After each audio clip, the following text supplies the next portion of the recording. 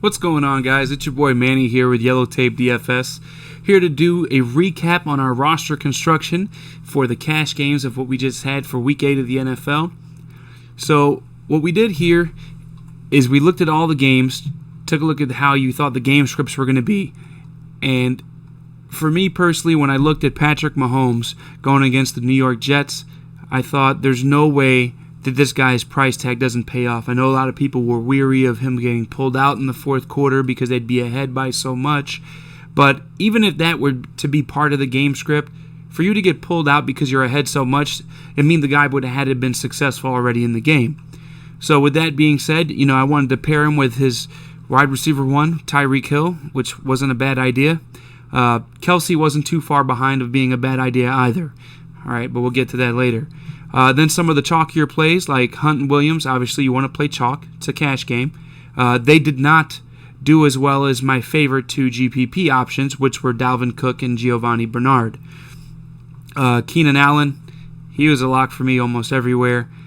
Now, A.J. Green and Darren Waller, they did not perform. Like I said, Kelsey was definitely the better performer of the tight ends on the bigger or higher price point spectrum.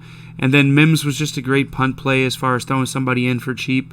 There were other options that did better, but I'm still fine with that. Plugging in the Dolphins defense almost everywhere was the necessity in conjointment with other players like your Mahomes, your Dalvin Cook, or your Devontae Adams and DK Metcalf.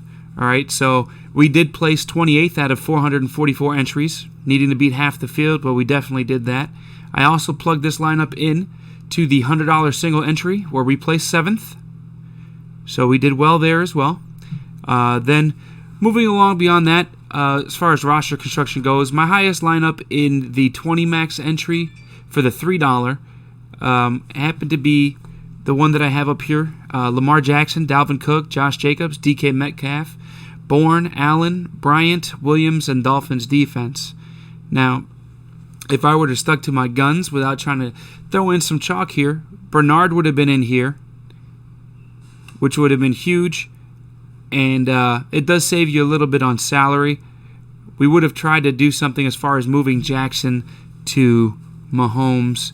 I mean, there's quite a few different ways to be optimal, but if I would have took my favorite GPP plays and maybe combined them with my favorite cash plays and did that, it would have been much better. The thing is, I hadn't gone back to my 150 max entries like I did last season, but with that being said, that would be something I will probably start doing again in Week 9, so it'll give you an even greater percentage of who my shares will be held at as far as player-wise. All right, so we did place quite a, the full 20 at max. We had some bum lineups. Look at this one. This horrendous. This is pretty bad. And it keeps going and going. So we had, what is that? 1, 2, 3. 6 of 20 did not cash. All right. The other 14 did. Then we did 15 entries in the $1. And let's see. We only had 1 of 15, so 14 out of 15 lineups cashed in the $1.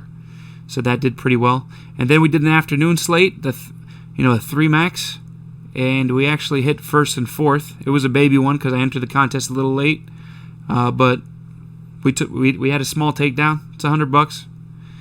I'll take it. 2 of 3 entries cast, first and fourth place. So we did something well. Hopefully, moving forward, we're able to do things. I did play my punt play here that I also played in GPPs for the main slate, and he went off. I kind of, you wish you plugged more of that guy in, right? But it's never a guarantee. But we did very well. I see no issues here. Hopefully it continues the progression. We're 6 for 8 so far this week in the NFL as far as being in the green on an overall spectrum for the weekend. And I don't know, stay tuned. If you haven't done so already, please give me a like, leave a comment, subscribe to the channel if you haven't done so already. I'm always open to new ideas. If you have any input, please go ahead and leave it down there. I appreciate everyone that shows up to the channel, and we'll talk to you again tomorrow in the next video. Have a good one.